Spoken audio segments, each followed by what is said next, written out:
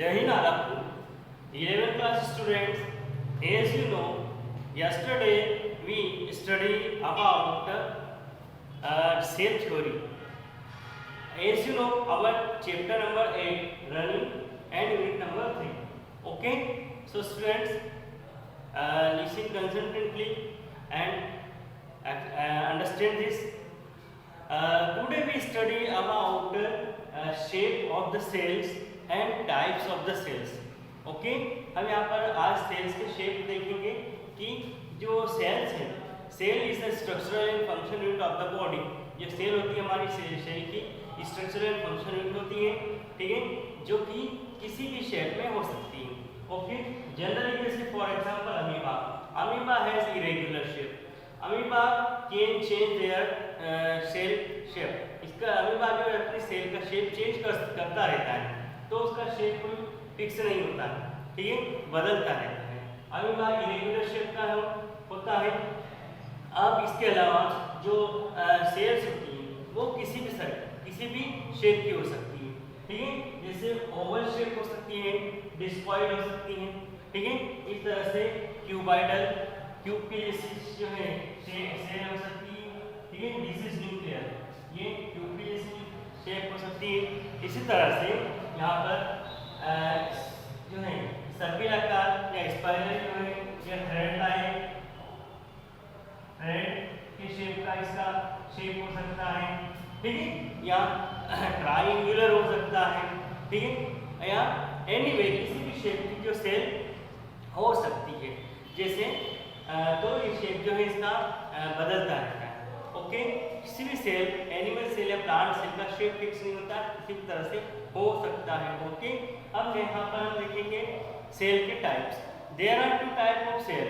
First type of cell is prokaryotic cells and second type of cell is eukaryotic cell. Okay, तो prokaryotic cell और eukaryotic cell. Okay, तो as you know I has मतलब कि I draw the diagram on the board. मैंने जो है board पर diagram बनाया है, ठीक है. तो this cell is a prokaryotic cell and this is eukaryotic cell. Okay, जैसा कि आपको दिखाई दे रहा है, इस टाइप की जो सेल है इसकी स्ट्रक्चर सिंपल टाइप की है, ठीक है, और this type cell is a complicated type cell. ये कॉम्प्लिकेटेड टाइप सेल है. तो prokaryotic cell found in simple type of organism. Simple type of organism, for example blue green algae, bacteria etcetera में क्या होती है, प्रोकैरियोटिक सेल रहेगी. Prokaryotic cell की यदि हम स्ट्रक्चर देखें तो प्रोकैरियोटिक सेल की स्ट्रक्चर में जो यहाँ पर इस प्रकार से क्या होगा, सेल मेम्ब्रेन. सेल मेम्ब्रेन के अंदर ये साइटोप्लाज्म होता है, वो फिल होता है, ठीक है, साइटोप्लाज्म भरा हुआ है. और जो जेनेटिक मटेरियल होता है DNA RNA genetic material is freely found in the cytoplasm, mix up in the cytoplasm. जो DNA RNA है या जेनेटिक मटेरियल है वो इसके साइटोप्लाज्म में है, पूरी तरह से मिक्स है, ठीक है. No any separation between cytoplasm and genetic material. मतलब जेनेटिक मटेरियल में और साइटोप्लाज्म में किसी प्रकार का कोई सेपरेशन नहीं है. यहाँ पर जो है जेनेटिक मटेरियल DNA और RNA इसके साइटोप्लाज्म में बिखरा हुआ है पूरी तरह से, ठीक है. अब साथ ही साथ यहाँ पर जो है कुछ इसमें जो है राइबोसोम्स जो है रहते हैं. राइबोसोम होते हैं 70S टाइप के, ठीक है. तो राइबोसोम जो कि सेल ऑर्गन है वो 70S प्रकार के क्या होंगे, इसमें राइबोसोम रहेंगे, ठीक है. इसी प्रकार से जो है कुछ वैक्यूल्स भी रहती हैं. तो ये सिंपल इसकी स्ट्रक्चर है. इसी तरह से अब यहाँ पे eukaryotic cell. Eukaryotic cell is this structure is complicated. ये कॉम्प्लिकेटेड स्ट्रक्चर है जिसमें दिखाई दे रहा है, ये सेल मेम्ब्रेन है, ठीक है. सेल मेम्ब्रेन एक तरह से न्यूक्लियस है, न्यूक्लियस के अंदर न्यूक्लियोलस है, न्यूक्लियोलस, ठीक है. ये एंडोप्लाज्मिक रेटिकुलम है, इस प्रकार से जो रॉड के जैसे दिख रहे हैं, एंडोप्लाज्मिक रेटिकुलम के ऊपर राइबोसोम्स हैं जो कि ATS टाइप के हैं, ठीक है। इस प्रकार से यहाँ गोल्गी बॉडीज हैं,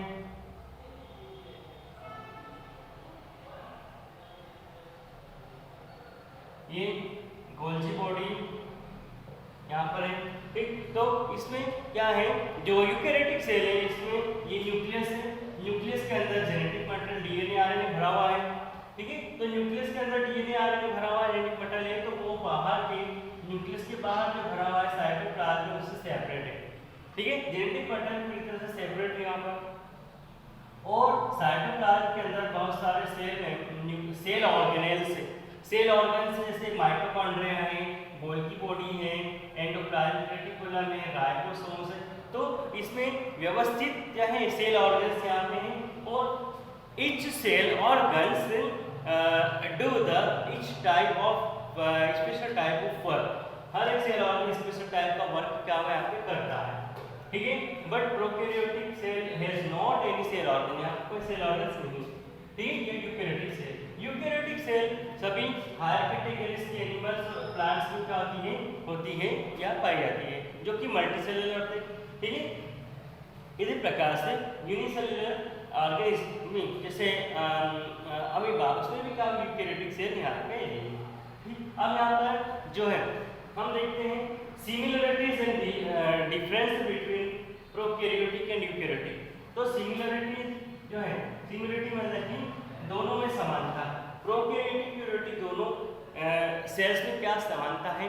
prokaryotic and eukaryotic cell both cell has cytoplasm, दोनों में साइटोप्लाज्म होगा, ठीक है।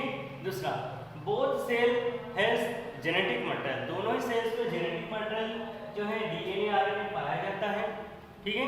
इसी तरह से बोथ सेल हैज राइबोसोम, दोनों में राइबोसोम्स हैं, ठीक है।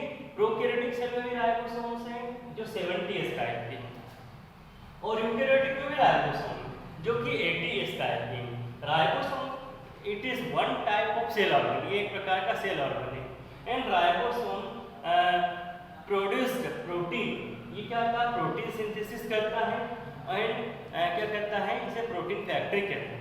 तो ये राइबोसोम प्रोटीन को सिंथेसिस करता है, ठीक है। ये प्रोटीन सिंथेसिस करता है, आपका दोनों सेल से राइबोसोम प्रोटीन सिंथेसिस करेगा, okay.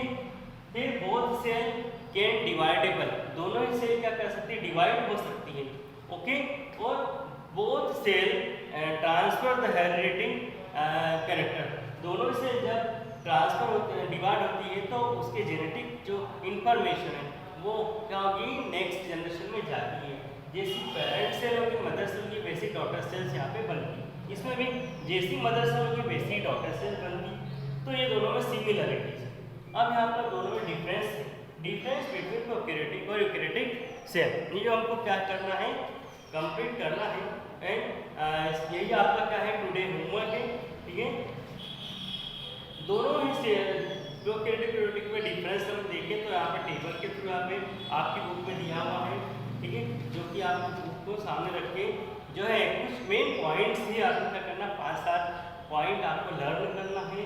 Cell wall, cell wall जो होती है प्रोकैरियोटिक सेल की सेल वॉल कार्बोहाइड्रेट से बनी होती है, eukaryotic cell wall made by cellulose, ये कार्बोहाइड्रेट की सेल वॉल होती है, इसमें सेल वॉल अगर है तो सेल्यूलोज की बनी हुई, ठीक है।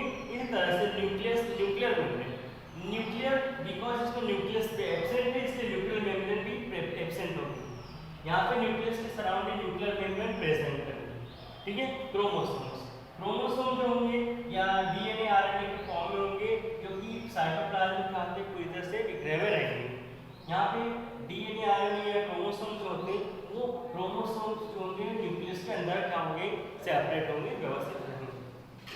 न्यूक्लियोलस एब्सेंट है, यहाँ पे न्यूक्लियोलस प्रेजेंट है, ओके।